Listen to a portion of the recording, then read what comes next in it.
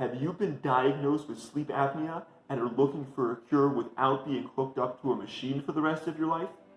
Do you struggle with daytime exhaustion even though you seem to be getting the right amount of sleep? It very often is apnea, and you're going to want to stay to the end of this video where I'm going to explain all of the methods to sleep your best by breathing your best all night long. This is Doron Lazarus, ordained rabbi and certified sleep science coach and founder of Executive Sleep Consulting, where we help people like you around the world cure their sleep issues once and for all to get an amazing night's sleep every night of the week.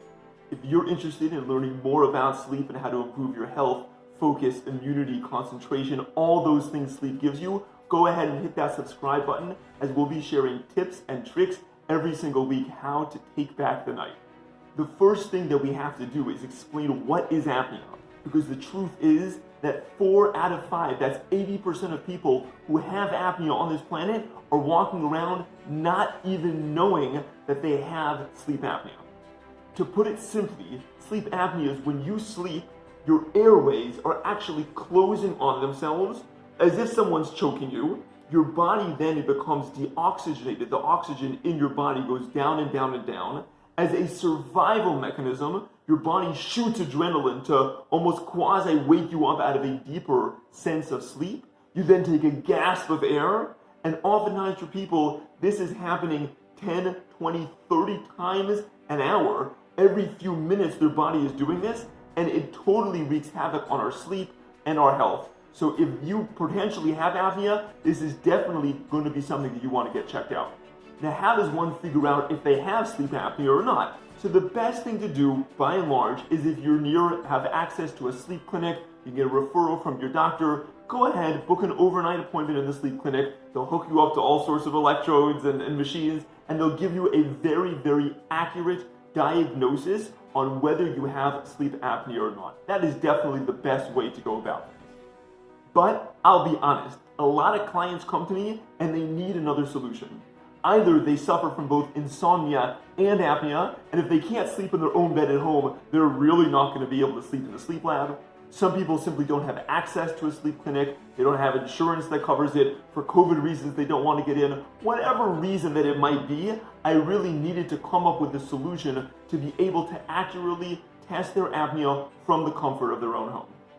And that's why I recommend, I'll leave a link to it in the description below, the EMA oximeter. It's a little device that you wear on your finger. Fantastic little device, cheap, lightweight, and it's not perfect. It's definitely not of the caliber that they're having in a sleep lab, but it is very good. I've used it with clients around the world, and we've got consistent, reliable results to be able to diagnose sleep apnea and also be able to follow those trends over time. So again, I'm going to include a link to that little device below that you can go ahead and order and really just get a great idea, if you're not able to go to a sleep lab, of what your apnea is actually looking like.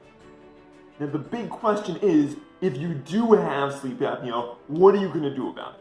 So certainly in the medical world, the gold standard of sleep apnea treatment is the CPAP machine. The machine is something that they'll diagnose you with, fit you for. It either goes over the nose and mouth, or maybe just over the nose, and it essentially feels when there's a lack of positive airway pressure in between the outside and the inside, and when those throat collapses, it'll actually force air in order to keep your airways open and to be able to give your body the oxygen it needs. And if that works for you, if you're interested in a CPAP or you've already been diagnosed with a CPAP, definitely, if you can tolerate it, go for the CPAP, and it's an amazing, amazing option. But the big problem is that over 50% of people who are diagnosed with apnea and given a CPAP machine within 6 months are non-compliant. They simply can't tolerate the use of the machine. Now maybe it's because they feel like they're suffocating, they just can't get used to the sensation with the air being pushed in and out of their nose and mouth. Or maybe if they have insomnia on top of the apnea, they couldn't really sleep well even before the machine, and now they definitely can't fall asleep with this mask on. And this is why I'm so passionate about finding a cure that's not just putting a band-aid on a situation, but is really, in a holistic sense, changing the body to enable it to breathe from within, to be able to cure the apnea without the use of the machine for those people that cannot tolerate it. So when someone comes to me in this situation, here are the 4 components that I teach them to be able to cure their apnea the natural way. The first component is weight loss. I've seen a big difference, even if it's only a minor weight loss from your ideal BMI, body mass index. Those 10 or 15 pounds can make a large difference in the dynamic of how the neck falls on itself, and by losing that weight and getting to one's ideal body weight, you can really help alleviate the symptoms of the apnea. Point number 2 is not necessarily about weight loss, but about taking a real careful look of the foods and drinks that we're consuming throughout the day, especially at night, because those can have a very, very powerful effect on our apnea. I'll tell you a story of a client I was working with. Him and I were really doing great. He had very high levels of apnea at the beginning. We had brought them down to very insignificant levels. And then one night, as I was monitoring his scores, boom, his scores popped back up again. And I called him the next day. I said, well, what happened? What did you do? And it came out that the night before was a big party, and he had a lot of heavy foods late in the evening, heavy meats, heavy starches, was drinking alcohol, and I saw in real time that apnea flare right back up.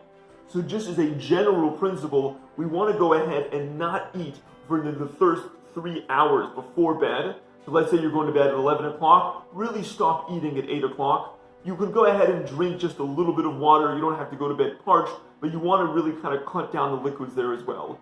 You don't want to have any alcohol at night. You want to stay away from spicy, processed, heavy foods, meat, all things like that. You really want to clean out your system, and I've seen in real time people who go a lot more natural and they're eating a lot more healthy, especially in the evening, that can have a very, very big effect on their apnea. Another big component in terms of food and drink is our congestion. Many people get congested through their nose, and if you're not able to breathe through your nose, chances are that heavy mouth breathing, which we're going to speak on in a second, is going to be able to trigger the apnea.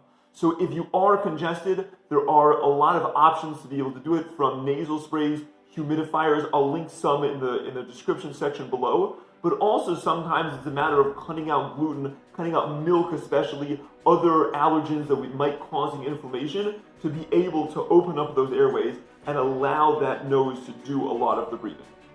Now, point number 3 in terms of the components of how to cure apnea in a holistic, natural sense is, as we just spoke about, restructuring one's breathing.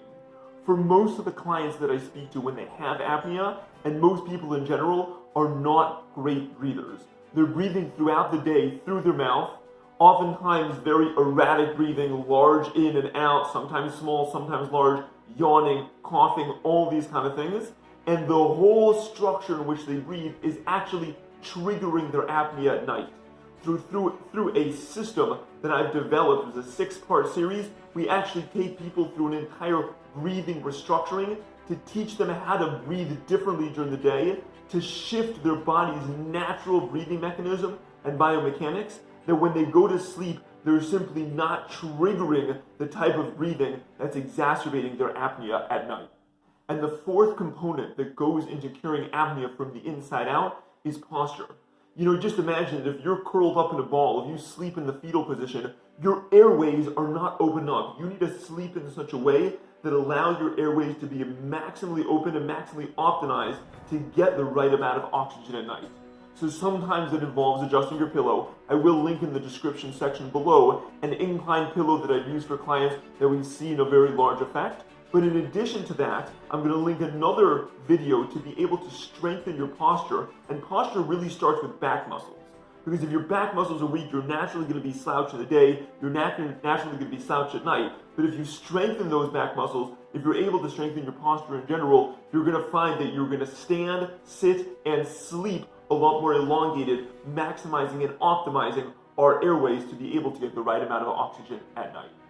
Now, if this sounds like something that you're looking for, you're looking to be able to cure your apnea and not be on the CPAP machine, go ahead, and I'm going to link below a schedule to my calendar. You can go ahead and book a free sleep consultation that we can better understand what is the root of your issue and how to cure and secure a great night's sleep every night of the week. And that goes also if you're snoring. If you have a spouse that snores, I get a lot of calls from those spouses who they can't sleep because their spouse is snoring so loudly they have to move bedrooms. If that sounds like your situation, go ahead and book in your free consultation now, and we'll definitely be able to get to the bottom of things. And don't forget to hit that subscribe button if you want to get weekly video tips about this, of how to improve your sleep and your life.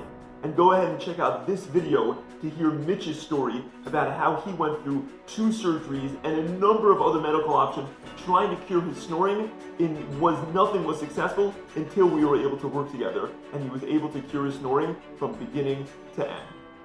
This has been Doron Lazarus with Executive Sleep Consulting.